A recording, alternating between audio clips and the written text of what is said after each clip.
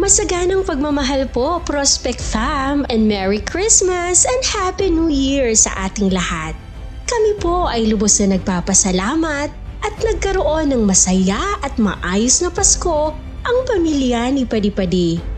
Higit ang aming pasasalamat sa anonymous sponsor na galing sa Dubai sa pagbibigay ng malaking oportunidad na ito.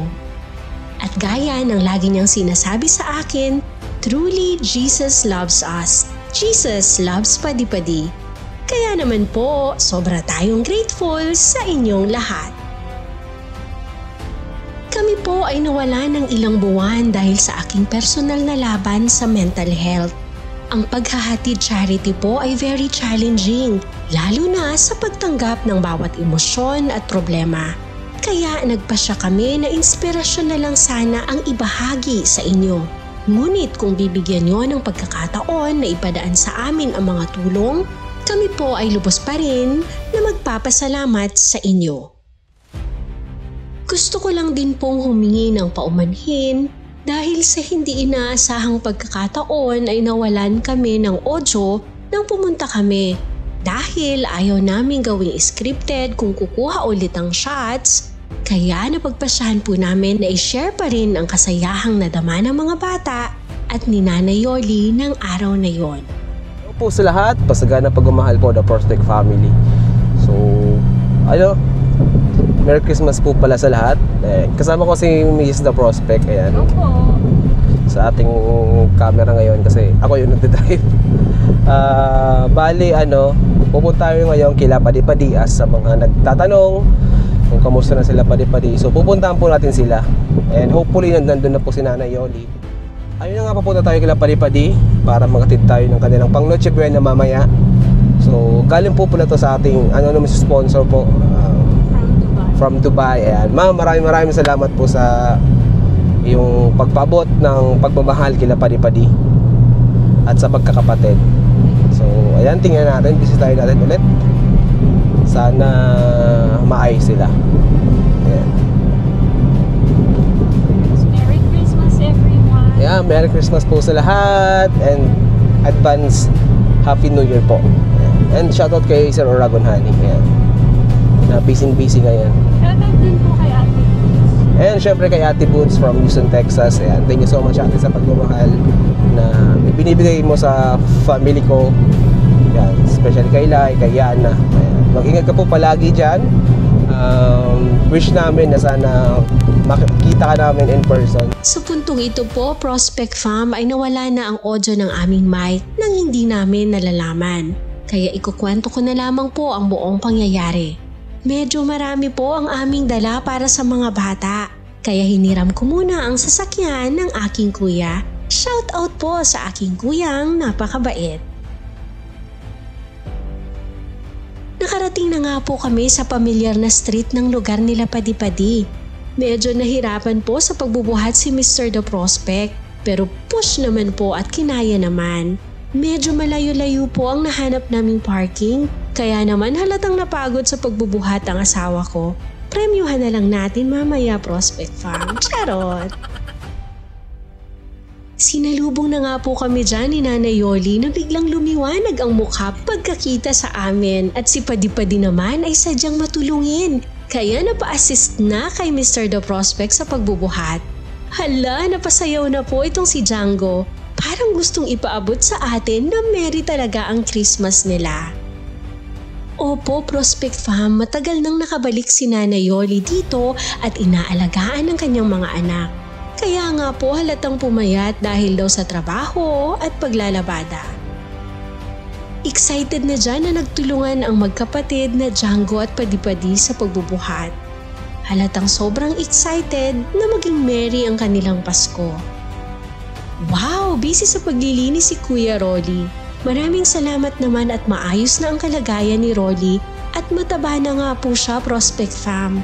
Napansin din namin na napakalinis ng bahay, halatang nalilinis lagi at naaalagaan ng mga bata. Kaya maraming salamat po sa inyo at lalong-lalo na po sa anonymous sponsor na galing sa Japan at naipagamot si Rolly. Siya po kasi talaga ang nag-aasikaso sa mga kapatid kapag nasa trabaho si Nanay Yoli. Ayan, nagkaroon po sana kami ng maikling interview dyan kay Nanay Yoli at naikwento niya nga po na nagpapadala naman daw ng 500 to 1,000 kada 2 linggo si Tatay Ruben. Salamat naman po at kahit papaano ay may katulong sa gastusin si Nanay Yoli. Paumanhin po ulit at wala tayo talagang marinig na audio. Taus-puso pong nagpapasalamat sa inyo si Nanay Yoli at Rolly. Lalong-lalo na sa ating anonymous sponsor from Dubai. Tiyak daw na magiging maayos ang kanilang Pasko at bagong taon.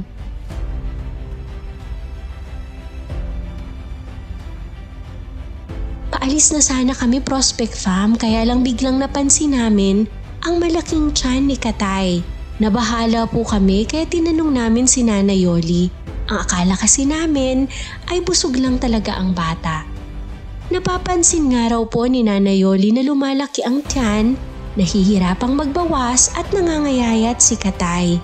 Hindi niya nga raw po mapa-check-upan at mapa-ultrasound dahil wala po siyang budget. At sana nga raw po ay may tumulong sa gastusin sa pagpapa-ospital.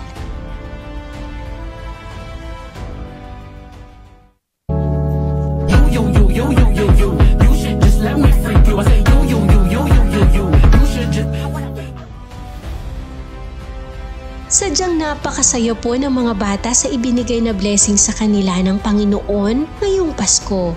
Sa pamamagitan po ng ating anonymous sponsor from Dubai, kayo po ay naging instrumento ng Panginoon. God bless po sa inyo at hanggang dito na lang muna. Pagpalain po kayo ng Panginoon. Please subscribe and like po sa ating YouTube channel at meron na rin po kaming Facebook, ang The Prospect Fam. Follow po for more inspirational video. Merry Christmas and Happy New Year!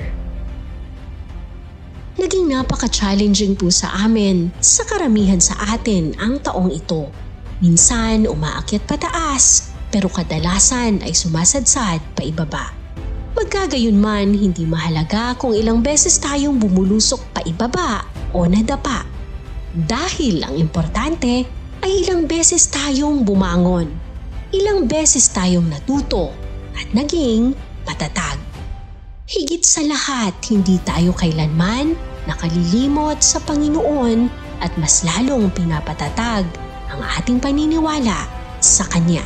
Kaya naman kung napapagod at pinanghihinaan na ng loob, ipahinga lang po natin at kumuha tayo ng lakas ng loob sa itaas.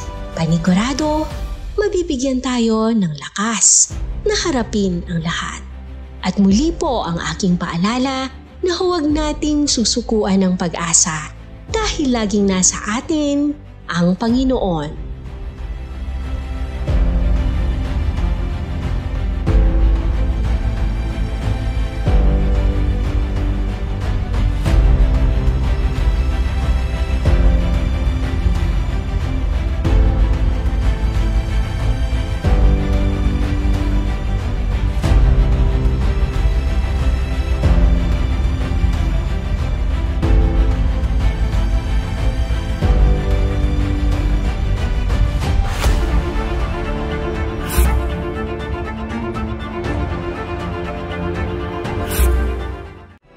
Subscribe niyo po sa aming channel at share ninyo sa istoryang ito ay isang malaking paraan ng pagtulong at maaaring magbabago ng buhay ng maraming tao.